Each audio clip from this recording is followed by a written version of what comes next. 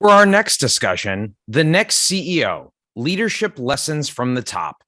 Please welcome panelists Maëlle Gavet, CEO, Techstars. Meena Harris, founder and CEO, Phenomenal.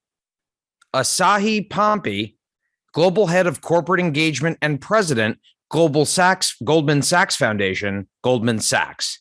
And moderator Ali Jackson Jolly, Assistant Managing Editor, Diversity and Inclusion, Forbes. Hi, good afternoon, everyone. Thank you so much to the panelists for being with me here today and for the audiences who are part of this important conversation. So I'm going to jump in because I know that these sessions go really fast. But just to frame our conversation a little bit, I will say the obvious, which is that it's been quite a couple of years that we've been through together. And I think this has been 18 months that has really tested the mettle and the resiliency of leaders in the business world.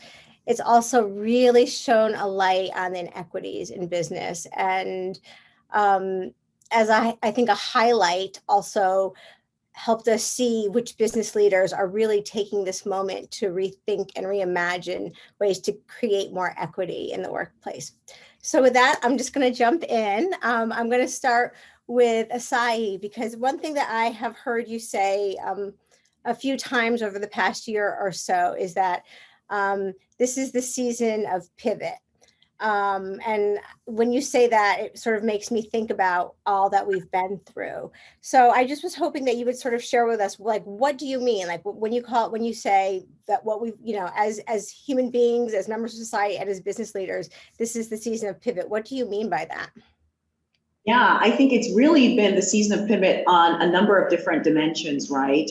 If we think about the beginning of the pandemic, in terms of small businesses needing to morph their business, really figuring out what to do with their employees, how to deal with the pandemic. Then we had obviously the racial equity movement, which we're still going through. And so really it's been the season of pivot on a number of scores. I think we've had to pivot maybe 3 or 4 times over the last couple of years. And to your point on leadership, I think we all know that the real test of leadership comes ultimately in this season of pivot, in times of crisis. And I think a number of things are happening during those times of crisis from a leadership perspective. One is people are looking to their leaders. They're looking to signals, what they say, what they do, their body language, big and small, as to how to manage in that moment of crisis. And the second part is people want to be led, right? They want to be led during those moments of crisis and seasons of pivot with vision, with conviction, with courage during those times. And that ultimately means, as leaders that are tuned in today, all eyes are on you. Now, that may sound scary, but it's absolutely true. All eyes are on you. And Ali, the question I like to ask myself, and I challenge everyone today to ask yourselves, would you want to be led by you during that season of pivot, during that moment of crisis, right? Because your answer to that is going to unpack a lot about leadership in moments of crisis and the kind of leader that you ultimately are. The second thing I'd say is these moments of crisis and seasons of pivot is all about finding opportunity, right? Finding the opportunities to chart the course of where your business needs to go for your team. Because on the one hand, while it's about steadying the ship, ultimately, you've got to catch the fish. You've got to find the opportunity for your business. Yeah, and I love that you say, thank you for saying that you have to steady the ship, but also, to your point, there are these opportunities for pivotal decision-making, decisions that can change and steer the ship in a different course. So I'm going to ask you, is there a moment that you could share with us where you realized as a leader with all those eyes on you that you were going to have to change course, make a pivotal decision to do something different? Would you just like to, and knowing it was going to make waves, knowing that you had to take the leadership to do it, was there an anecdote that you could share with us about that? Yeah, I'll tell you a really big one, actually. In fact, I've worked for Goldman Sachs now for 16 years. This is my 16th year. And Goldman Sachs, as we all know, 150-year-old institution, storied legacy financial institution. I was at Goldman during the financial crisis in 2008. And ultimately, overnight, Goldman became a bank holding company. Now, we could have sat back and said, okay, we're a bank holding company. We hadn't anticipated that that would happen at that rapidity of change, a week or two ago, that our whole structure would be changing. And so to look around and say, well, what do we do now? Ultimately, what we decided to do is lean into the fact that we're a bank holding company, which meant it allowed us to launch new business lines. So now you look at Goldman Sachs and there's Goldman Sachs Apple Card, right? We launched a consumer business after coming out of changing our corporate structure, which came out of a crisis. And now you have a different Goldman Sachs that now has, a large and even growing consumer platform. I have an Apple credit card. I know many of you do. That's a partnership between Goldman Sachs and Apple. I'm a Marcus by Goldman Sachs customer. I know very many of you are. But all of those decisions came on the back of change, crisis, and really finding the opportunity in those moments, catching the fish ultimately. Yeah. Okay, great. I'm gonna look to you, Maëlle, and put you a little bit on the spot, because your industry, the tech industry, is just notoriously non-diverse. And yet there's something that I've heard you say, which is that, I'm gonna make sure I get it right. Amazing entrepreneurs can be found anywhere, in every shape, gender, age, and religion. And so can you, I love that. I love the aspirational thought behind it. But, nothing, to me, things are most important if there's also like a practical way to think about that. So could you sort of explain how you could put that into practice? Yeah, no, absolutely. So first, I agree with your statement, which is I've been working in tech for 15 years. Before joining Techstars, and I can attest that indeed the tech industry is very non-diverse.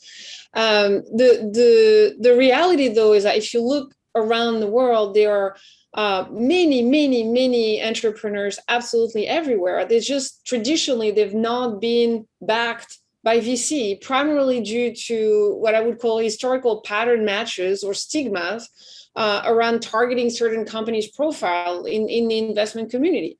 And it's a little bit similar to saying that San Francisco or Silicon Valley is the only place to scale a startup. Why? You can absolutely do it in many other places.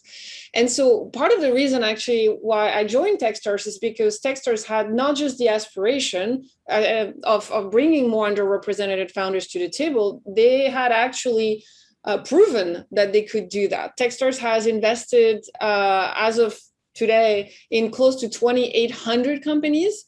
This year alone, we're going to invest in 450, and we have been consistently going and helping entrepreneurs outside of Silicon Valley. We're actually not in Silicon Valley. We operate 45 programs all around the world in the US, but also outside of the US. And we help entrepreneurs who, generally speaking, don't necessarily have access to a network, don't necessarily have access to capital, don't necessarily have the right friends, as the industry calls it, the right friends and the right family that doesn't provide the capital or the advice at the dinner table. And so it's absolutely possible. And I just wanted to give you a couple of examples of the most recent one. And I talk to a lot of founders all day long. That's quite literally my job. We had a young Black entrepreneur. Her name is Maisha Burt. She is a graduate from the Comcast Accelerator of 2020. She built a company called WorkTrue. She helps people find and book flexible workspace in amazingly beautiful hotels and restaurants across the US. And she has been partnering with the hospitality industry to use their underutilized space and make them a network of workspace. And she has done that despite the fact that by her profile, she's been very successful, despite the fact that, again, by her profile, she wouldn't be a traditionally VC backable entrepreneur. And that's just one example, but I can give you many more. I think fundamentally what what this industry needs to realize, the tech industry, and in particular the tech investment industry needs to realize, is that there are founders absolutely everywhere. The key challenge is opening the door to them, providing them the mentor network like we do at Techstars, but I'm sure there's not just Techstars who can do that. Provide them with capital, more than just advice. I think there are plenty of advice out there, but you need the connection and you need the money to be a successful entrepreneur. And I'm very, very proud of Techstars for that. And let me ask you that, because you touched on a couple of things that I think about. So in many ways, I mean, I think all of us here are trying to do the same thing, which is to think about how to open up, to cast our net wider, right? For me, I think about that in the newsroom. And my industry, which I describe as the business journalism industry. And one maybe highlight that has come out of all of this change and the COVID pandemic is that it's actually easier for me to cast that wider net because of the new shape of the world that we're talking today virtually and that sort of thing. Can you explain, speaking about how there are some previously people in tech who were overlooked by the VC world that couldn't be found. Do you see this as an opportunity also, the way that businesses, are interacting differently? Do you think that there are some new opportunities? There are definitely some new opportunities. So again, I'm going to try to give you two very concrete examples. When the pandemic hit, Techstars used to run accelerator programs, so bootcamp program for 3 months in person. That was part of the secret sauce. You would come and stay with us for 3 months, hand in hand with your managing director, building your business, recruiting your team. The pandemic hit, we had to go digital and remote. And you know what happened? And we hadn't really fully realized that until it actually happened. And was like, oh my God, this is amazing. What happened is that the profile of founders who applied to our program changed. We started seeing more founders from underprivileged socioeconomic background. We started seeing more founders from racially diverse background. We started seeing older people. We started seeing more mothers. And the reason was that for a lot of them, they just could not take 3 months off and not be with their family. They could not relocate to a new place. They didn't have the opportunity to just drop their job and just focus on that. And so to me, like the pandemic to a large extent forced us to evolve the model. And that's an amazing thing. And that allowed us to bring even more underrepresented founders. Yeah. And then the second example is we do help a lot of companies after the bootcamp I'm mentioning, because they got money from us, but they need more to continue to grow. And so we spend a lot of time pitching them to venture capital around the world and say, look at this amazing company. They are going to be the XXX of tomorrow. Yeah. The issue is historically before the pandemic, you would have to go in person. And so either the venture capitalist would come to what we call demo day when or graduates present their companies, or the graduates would have to go and pitch the VC.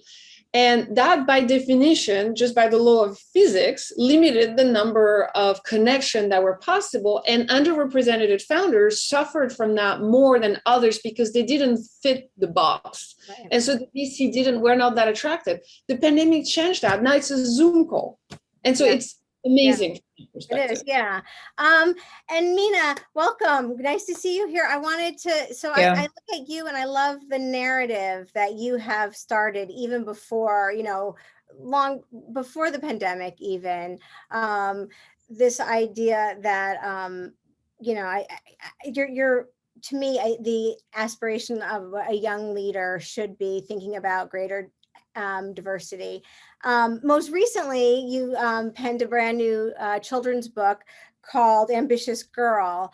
And I was hoping you could just speak a little bit to your inspiration and why you thought that book was needed right now. Yes. Well, first of all, thank you for calling me a young leader. I will take that compliment. So yes, I am the author of Ambitious Girl, and really a lot of things influenced me and inspired me to write the book. But first and foremost, it was really a recognition and an observation that there is a woeful lack of diversity in children's literature. A recent study found that there are more kids' books that have animals as main characters than Black, Latino, Indigenous, and Asian human characters combined. I'm going to say that again. There were more kids' books that had animals than people of color as main characters. And, on the topic of entrepreneurship and just problem solving and deciding that I'm just going to do it myself, I really wrote that book out of frustration, right? I wanted as a new parent, I was really struggling with, my allowing my girls to see themselves on the pages of books, and I wasn't seeing that. And so I wrote the damn book myself. And that was my first book, and Ambitious Girl is my second book. The real influence for Ambitious Girl in particular was really thinking about the power of language. And once again, as a parent of two girls, of two Black children, I know the reality well that they will enter a world and a workforce that tells them, you can be ambitious, but not too ambitious, right?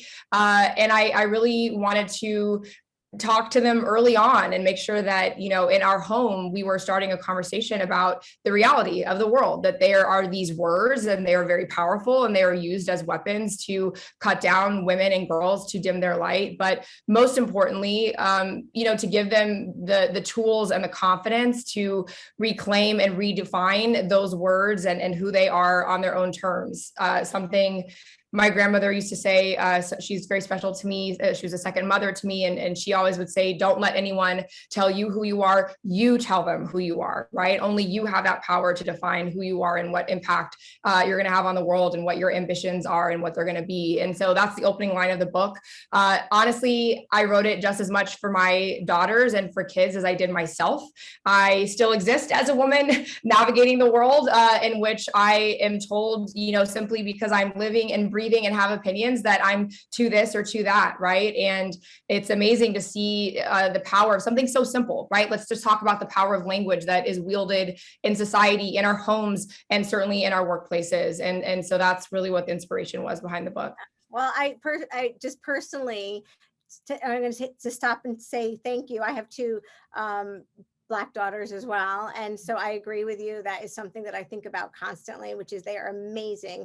And I don't want them to shrink themselves to be small so that they're okay. So that's the only personal thing I'm going to say. Now, well, I appreciate you saying that, because I want to add one more thing, which is that I wrote it for my daughters, but that book is just as important for white children, for white boys to read, right? To see Black girls leading and living and, dare I say, aspire to their leadership and their model, right? Again, it is still such a lack of just simple, images of us living and breathing and doing what we do and being amazing, right? Just like your daughters. And white men and white boys need to believe in that. They need to see it just as much as our daughters do. Yeah. Yes. Well said. But speaking about young girls of color who grow up to be the next generation of leaders of color, we know that women were hit particularly hard during this pandemic, and we also know that Black women were hit the hardest. So, may I ask you, if there are any specific lessons from that book, or from you do a lot of other talk. Moments where you get to talk about how we can change the narrative. Can you pull out some specific lessons that you think that you would like either those young girls who are going to become leaders or those women in the workforce right now who can help create more space and combat what we're seeing is happening right now? Yeah, thanks for acknowledging that, right? We are seeing record numbers of women leaving the workforce simply because our society is not built for them to achieve and to be able to do all the things that we do, including balancing home with personal life and all the other things, that the burdens that we all disproportionately carry in our families and society. And as you said, Black women and women of color have been hardest hit, and it is a crisis. And I'm thankful that we're talking about it. I have to say, though, just to zoom out, that Again, I'm so thankful to be having these conversations. They are still critical. Unfortunately, they are still critical and urgent. But Alice, I'm so tired. I'm so tired of having this conversation. You asked me for my advice. It's like, it is actually really simple. This is not rocket science. It is a question of, do you have a commitment to this or not? And I have to acknowledge that, last summer, coming out of, the BLM protests after the tragic murder of George Floyd, you saw lots of corporate leaders and others step up and make commitments. And, we are a little over a year from that moment. And a lot of people have walked back their commitments. They have forgotten about their commitments. They've diluted them. And I just want to remind people that the work has not ended. And my sort of most cynical view is maybe you weren't committed to it in the first place. And we need to hold people accountable to make sure that you are, making good on those commitments and that you understand that this is ongoing work. So I think that's the most important, kind of point I want to make, that this is not hard. It takes a real commitment. Yes. And you have to build it in and bake it into the DNA of every single thing that you do. Right. And that's what we do at Phenomenal. We bring an equity lens to every single thing that we do. And if you're not willing to, right, that's when you lose sight of it. That's when it becomes an afterthought. And that's when you don't get it right. And that's when you create systemic harm, right, that is perpetuated in the policies and practices of your business, of, the companies that you're building, right? I think this is really directed towards entrepreneurs. We have an opportunity, as do I, building a business from the ground up, to ask ourselves, is this important enough to bake it into the DNA of every single thing I do, to think about every step I take, am I getting that right? And it's hard work. It's not, well, I guess on the one hand, I said it's not hard, it's easy, it's really kind of basic, right? But yes, you got to keep it top of mind, right? It's a real commitment, it's a real mindset.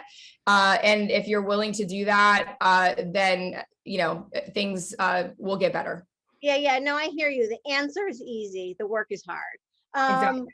Asahi, so I feel like this is a great place for you to come into the conversation, because, so I'm going to restate that fact, which I know that you are very familiar with, but women were hit so hard, and women of no one hit harder than Black women. There's statistics, that's not just anecdotal. There's been survey after study that has shown that. So in this new normal that we, isn't going to go away for a while, women and women of color have lost equity. We've lost some strides in closing the equity gap.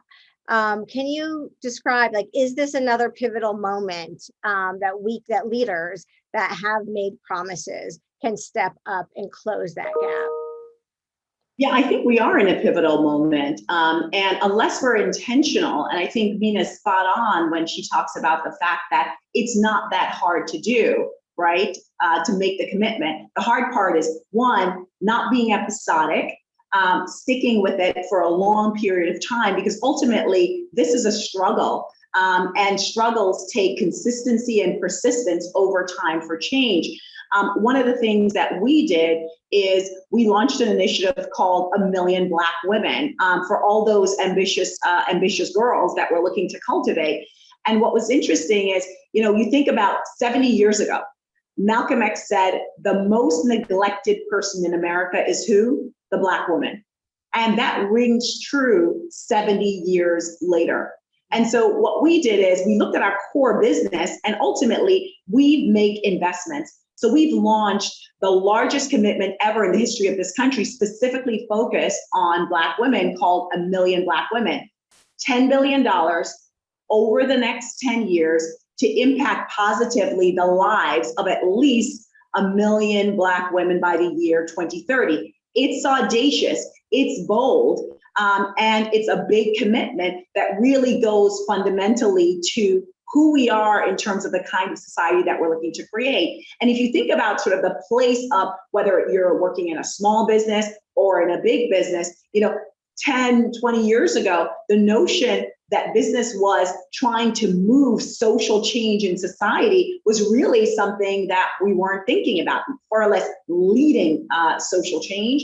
And so with initiatives like this, that are, I think Meena's right, that, where are those commitments? We need to hold people accountable. They need to be transparent, and we need to come back to say, okay, you said this on, in June or July of 2020. what's going on right now, because frankly, again, it's not that hard. You have to stick with it over time. And that's balance sheet investment that Goldman Sachs is making.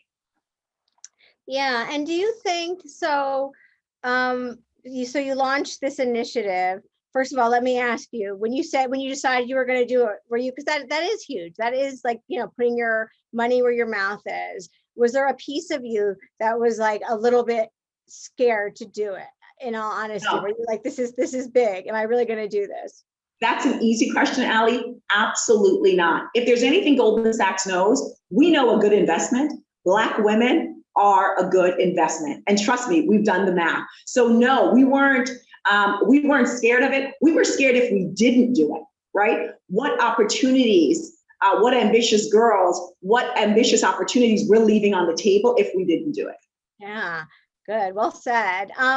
And so how, just because you brought it up and I am getting questions, how do Black women, how do the next women of color, how do they tap into this work that Goldman Sachs is doing? Like, how do they make sure that they get a piece of this pie? Absolutely. So we've made it really simple. You go to the goldmansachs.com website, you click on that button called, the Million Black Women website, and you're able to sign up to be to receive information about the work that we're doing. If you have a proposal, you could submit the proposal as a part of that. On top of the $10 billion, we have $100 million of philanthropic dollars as well. And so we've gotten proposals that have come in through that portal on the website, and we've made grants on the back of reading it on the website, contacting the organization. So it is real, it is authentic, what we're doing. And that's really, we've had 44 listening sessions so far. 18,000 women around the country have tuned into those listening sessions. And we're building our program from there with architect by Black women, with Black women, for Black women, because they're a great investment. I love it. Okay, I have another audience question. Men have more conversations growing up on how to build a business, financial literacy, etc. What are resources women can use to have the same knowledge? Maëlle, because you were next in line, if you have a good answer, I give you first dibs on that. But I also open it up to whoever would like to answer that. To me, besides if the question was specifically about research and reading books, honestly, there's plenty, and nothing comes to my mind right now, but I could probably turn around and recommend a bunch. But my recommendation actually would be to not necessarily read, but to actually connect. The power of sisterhood is unbelievable when it's unleashed. I'm part of many network of women, but we don't always spend the time to do it. And I know that's because we do have a lot of other things to do, but tap into that, talk to other women. And where do you find, if you don't know where to start, where do you find those, I guess, so the question is around the resource. So if the resource is the network, where do you find that network? I'm going to do a bit of self-promotion. I'm sorry, but you know what you can do? We run Techstars, run startup weekends all around the world every weekend. There's very likely one in your city, in your state, coming very soon. Go to one of them. If you're an entrepreneur and want to be an entrepreneur and you have a business in your head, and come and apply to a Techstars accelerator. This is quite literally what we do. And sorry, it's a little bit of self-promotion, but I couldn't pass on that one. Yeah, no, they asked. There was a question. You had to do it. Okay. So I knew this would happen. 2 minutes left. Where did the time go? So I'm going to start the part that I call the lightning round, which is that I'm going to ask a question of all three of you. I'm going to ask one question and ask you all the answer in 30 seconds. If we can do it in 30 seconds, I can get two in. So the first question, I'm going to start with you, Meena. Any final tips for business leaders and business owners on how they can best navigate this crazy time that we're in right now? That's the biggest question to have to ask that I have to answer in 30 seconds. Okay, do the work. We've been talking about this throughout this entire conversation. Make the commitment and stick with it, and expect that people are going to demand to see results, and that's what's on the rest of us. I'm so inspired by the labor movement right now. Asahi talked about how people are looking for leaders, and I think that's absolutely right. So much of this comes down to leadership, leading from the top. It comes down to management, but also the power is in the people, and if you're not leading, they are going to make sure that you do, or they're going to be leading and are going to be demanding that. So it's incumbent upon all of us to be a active participant in that, reciprocal conversation, right? From the bottom up and the top down and bottom up. Yeah. You're right. It was a big question, but you did it beautifully. Asahi, back to you. So any tips for how leaders can navigate these crazy waters that we're living in right now, working through? I'd say 3 things really quickly. One, I'd say, prepare yourself and your business, not only for the now economy, but for the new economy in terms of where the world is going. The second thing I'd say is don't prioritize experience over talent, over-indexing on experience over talent. You're going to miss out on some amazing, amazing people if you do that. I bet on talent any day. I bet on Meena. I bet on Maëlle. I bet on Ali. I bet on talent over experience, and give people opportunity. And the last thing I'd say is embrace failure and calculate it into your model. As entrepreneurs, many of you know that. So when failure comes, you'll say, hello, old friend, I was expecting you. And then you amp up your business to find opportunity on the back of it. Oh yeah, resiliency. I like it. And Maëlle, I'm going to close it out with you. Any tips for leaders on how they can think about navigating these crazy waters? Yes, and I agree with everything that was just said. So I would say, number one, don't forget that nobody succeeds alone. And it is particularly true in difficult, chaotic environment that keeps changing. Your team is there, bring them in, give them context, give them transparency, surround yourself. I'm going to go back to our favorite topic at Techstars, which is surround yourself by a network, build network. You'll be amazed by the number of people where if you ask them for help, they're going to want to help you. And then the second thing, which is a personal topic of mine, which is empathy. I believe that business leader who consciously on a daily, weekly, monthly basis work on their empathy and their ability to listen to people and really understand what the people they are interacting with, whether this is their employee, their customers, their client, their partners, are going through.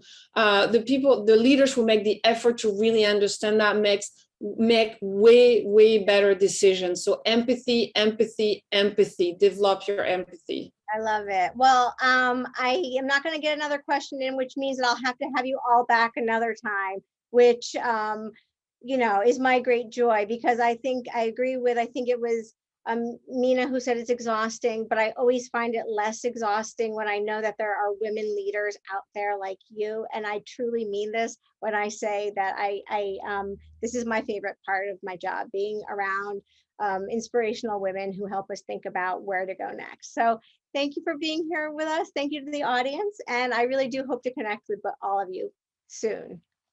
Thank you. Thank you.